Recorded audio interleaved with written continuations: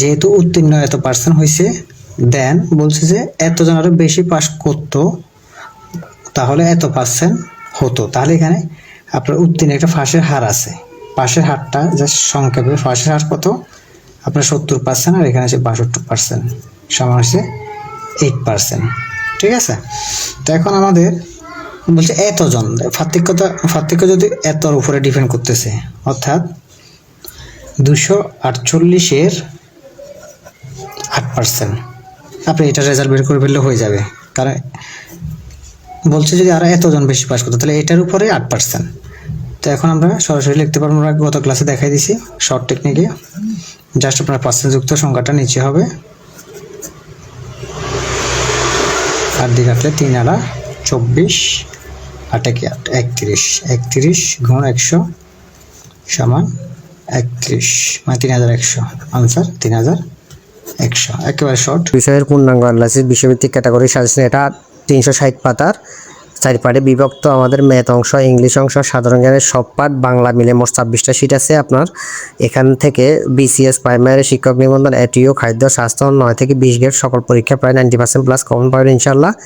তো আপনারা সবাই সাজেশনটা ফলো করে দেখবেন, এটা সর্বোচ্চ কমন উপযোগী একটা শীট, প্রায় প্রতিটা সবাই এটা অর্ডার করেন। আজকে বিগত অনেক কোনো পরীক্ষায় 80 জন ছাত্র ইংরেজিতে কৃতকার্য হয়েছে, পাশ করছে, ওই পরীক্ষায় ছাত্র সংখ্যা এতজন হলে মোট কৃতকার্য হয়েছে কতজন।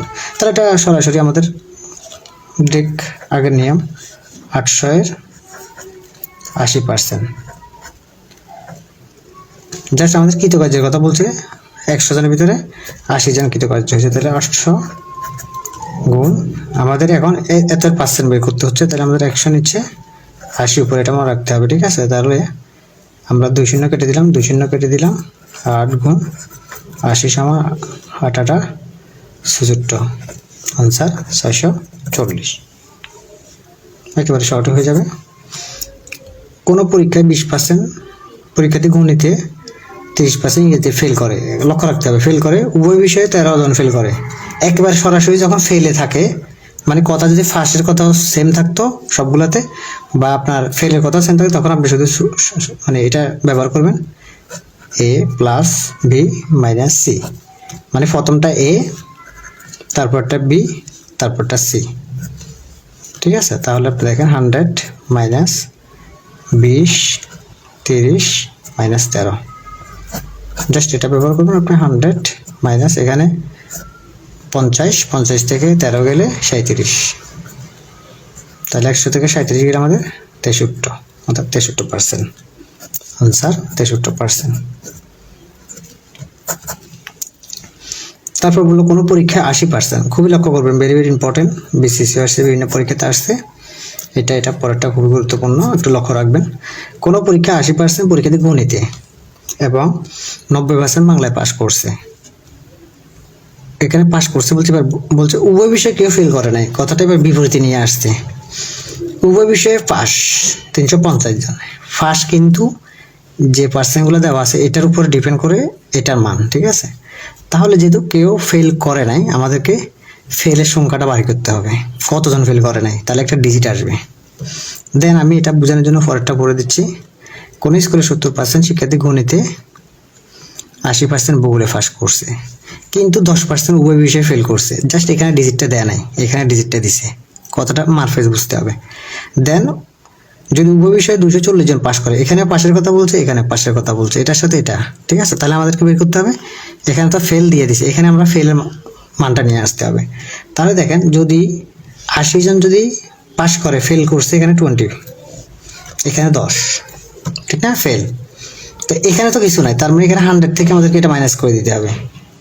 100 থেকে ধরেন, আমি এখানে সংক্ষেপে এখানে দেখাই দিই, 100 থেকে 30 গেলে আমাদের 70%। ঠিক আছে, এই 70%-এর মানটা যেমন এখানে 10% দিছে, এখানে মানে এটা 70%। ঠিক আছে, তাহলে আমরা এখন করতে পারি এই উভয় বিষয়ের পাস, তাহলে আমরা 100 থেকে যখন 30টা বাদ দিয়ে দিব, এটা হচ্ছে পাস, 30% তো ফেল, এই 30% 10 আর 20 যোগ করলে আমরা 30 হয়, এটা হচ্ছে ফেলের অংশ।